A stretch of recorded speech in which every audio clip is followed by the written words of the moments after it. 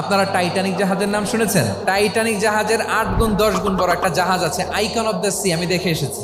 Royal Caribbean দেখে এসেছি। সাগরের সামনে জেটিতে যখন দাঁড়ালাম, জাহাজটা যখন যায়, আমার মনে হচ্ছে একটা শহর, পুরো একটা শহর মনে হয় পানির উপর দিয়ে ভেসে যাচ্ছে। পড়েন সুবহানাল্লাহ। এই যে আইকন অফ দ্য সি, এই জাহাজটা, এটার ভেতরে স্টেডিয়াম আছে, সুইমিং পুল আছে, রেস্টুরেন্ট আছে, 3000 4000 রুম বিশিষ্ট, কক্ষ বিশিষ্ট হোটেল আছে।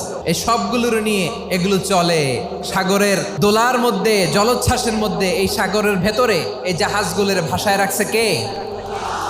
এই যে বাংলাদেশে যে গাড়িগুলো চালান, বেশিরভাগ গাড়ি আসে কিন্তু জাপান থেকে। হাজার হাজার গাড়ি একটা জাহাজ বহন করতে পারে। সূরাত বনী ইসরাঈলের এই চমৎকার আয়াতের ভেতরে আল্লাহ তাআলা বেসিকলি মানব জাতির প্রতি তার 4টি স্পেশাল অনুগ্রহের কথা বলেছেন। 2 নম্বর অংশে আল্লাহ তাআলা বললেন, ওয়া হামালনাহুম ফিল বাররি ওয়াল বাহর, স্থলে এবং সমুদ্রে আমি তাদের জন্য চলাচলের বাহন দিয়েছি। সুবহানাল্লাহ।